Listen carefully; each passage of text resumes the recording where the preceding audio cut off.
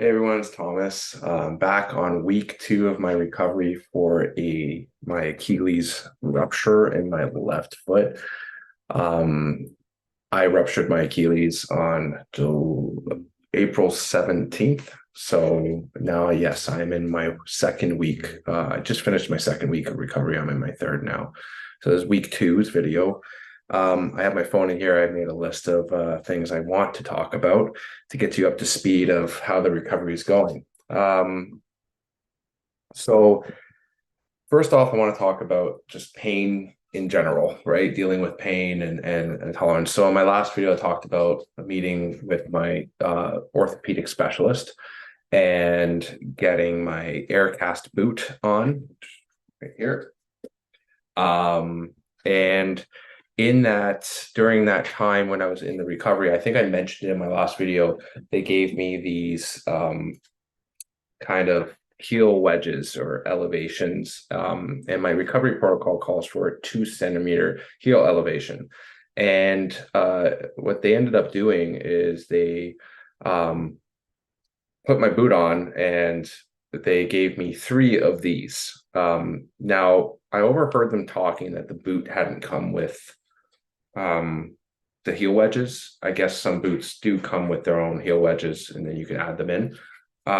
So it looked like they literally were cutting these to put them into my boots. So it looked like they were kind of customized.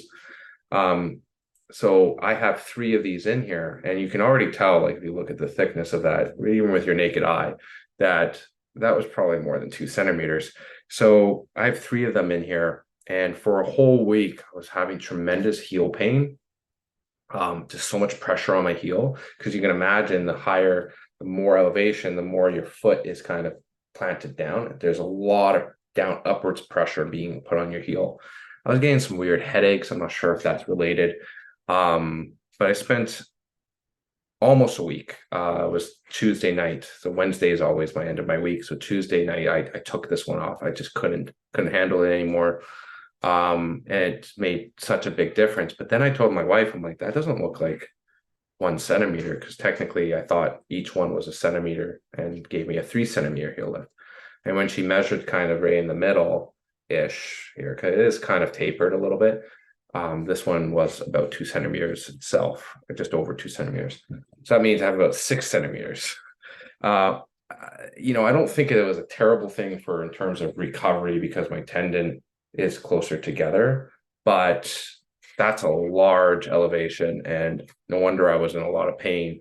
So now I have 2 of these left in my boot, which is about 4 centimeters. I probably, next week when I meet with my physio, for the first time, they may take out the other one. So just a word of caution is, like, when you're in the first, few days after your injury, or first week, and you see your specialist, or whenever you do, and they put the air cast boot on, I haven't seen any protocol that doesn't have a heel elevation. So that's going to be pretty standard. But just be cautious of like what they're putting in, because it was pretty painful for a few days. So always double check and listen to your body. If you're feeling a lot of pain, it's probably a sign that something needs to change. So that's the first thing.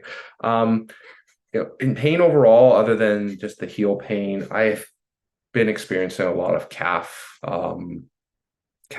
pain and throbbing, and I was so like concerned about DVT, like blood clotting, because I'm not really moving. So I don't know why I didn't do this earlier on, but over the last few days, I've been kind of opening my boot and doing some soft tissue massaging of my calf muscle, just to allow some blood flow and just to give it some relief.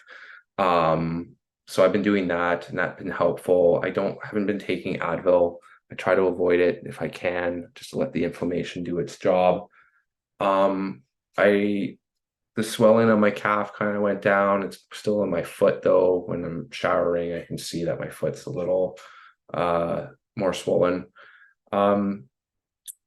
Recently, I just had my friend come over and do a deep tissue massage just for my body, because when you're sitting, you're slouching, and so I have a lot of tightness up of my upper body. And then he did a lot of like work on my other calf muscle and my thighs and my glutes and stuff like that, and then did some cupping on my calf muscle over here to pull some of that blood flow upwards and stuff like that too. And just remove some of that, bad blood in there, inflammation. So that was really nice. I felt really good after that soft tissue massage. So that's kind of pain overall, not much pain in the foot or like near the Achilles. I get some weird throbbing pain. I just kind of equate that to, there's damage there and it's healing. But not everything's super tolerable. I started to work out more than I was doing in the first maybe week and a half. So, I set up a bench in my room and I'm lucky to have, I have like some adjustable dumbbells and I have some kettlebells and I'm just keeping it very light. I really just basically do everything on a bench and been working out, and that's been such a great improvement to my mental health. It allows me to get my body moving, allow blood flow in my upper body at least, because I am still working. This is my office, so I'm working from home and I'm sitting a lot. I'm sitting on the couch. I'm not moving a lot. So doing some of that work, even though it's lighter than I used to do or usually do, it does help both mentally and physically. So I highly recommend, as in with good form and with being as careful as possible and not putting too much pressure on that foot and stuff like that, to do some form of movement if you can and mobilize your body in general during this recovery period safely, and listen to your body. Don't overdo it. Any movement is better than no movement, right? So for me, that's what's working. I can do pull-ups in my room because actually, like when I do stand, my feet can touch the ground, so I don't have to drop off the pull-up bar. That's like, so I could do a pull-up and just slowly descend and then put my weight on my other foot. So been doing some pull-ups as well, which is great to open up my posture. So that's been really great for exercise. I was sleeping on the couch for the first probably week and a half, 2 weeks almost, and I started to switch over now, getting upstairs and sleeping in my bed. That's been amazing. It's the first night I did sleep in my own bed, had like my foot elevated. My foot, I think, fell asleep. It was a weird sensation. And when you have like, I don't know, I had the rupture there and your foot falls asleep, it's kind of like you kind of just have to work through it. So I got up to go to the washroom and I guess some blood got down there and kind of helped. But I stopped kind of elevating my feet when I'm sleeping now. I kind of put a pillow underneath the crease of where my knee is, just because the boot is, has some height on it. So it just helps with not putting that extra pressure on my kneecap when I'm straight legged. So I put like a pillow underneath that, and that's been working really well. But I elevate a little bit throughout the day, but not as much. But I still do elevation just to help with some of the inflammation. So sleeping has gone a lot better. The couch kind of sucked, but it just made more sense than going up and down the stairs and risking anything. I have been able to help a lot with my wife with the cooking dinner and doing the dishes and trying to vacuum while I'm on my knee scooter. So the knee scooter has been a blessing because I get hands-free. I highly recommend anything that can get you to hands-free. My mental health was really degrading during the first period because I felt so bad for my wife, having to take on so much responsibility with my two little ones and the house and stuff. So to get me hands-free so I can help has been amazing. So I highly recommend the knee scooter or any device that's out there that can allow you to get hands-free. It definitely can help out around the house and keeps you busy and gets your body up rather than just sitting on the couch. I want to talk about some supplements I'm taking now. Of course, I'll always talk to a doctor or your physicians or do your research, but I'm not saying a supplementation is going to basically solve all of your problems, but I, from day one, so since I left the hospital and got home, I ordered collagen, and I take Organica collagen. Organica is the company, chocolate collagen. I take 2 scoops of that a day. There's a little bit of protein in it, but it also tastes really, really good. Tastes like chocolate milk. You mix it with milk. Um, it mixed with water is really good too. But the collagen, you know, when you rupture your Achilles, the collagen is, your collagen fibers are kind of coming back together and stuff like that. So, in my head, I'm like, all right, more collagen, helps that. But it does, if you read some of the research on it over the last few years, there's a lot of papers, and I have some notes on my phone um, that I just want to read from some of the journals. This is from Kubo et al. In 2012, where they found that augmented tendon collagen synthesis and content are necessary to increase Achilles tendon mechanical properties in response to overloading.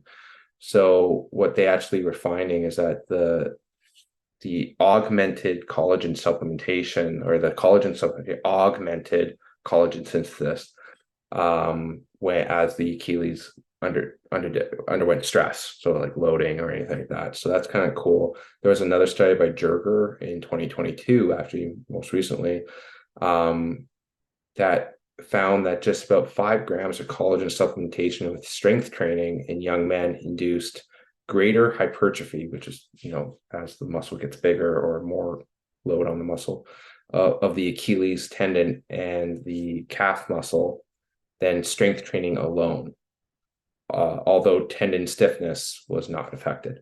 So it's just interesting that again, another study finding that the combination of augmented collagen provided the growth of the growth and the of the Achilles tendon. So that's interesting. And there's a couple other studies. That was just 2 findings I took. So definitely do your research.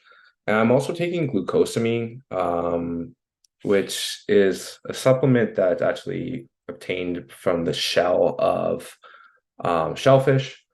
And there's not a lot of evidence to all this, but it is a natural thing that our body creates as well. So, but there may slightly help delay the progression of, say, like knee osteoarthritis and collagen degradation. So it kind of, in combination with collagen, may help slow down collagen degradation.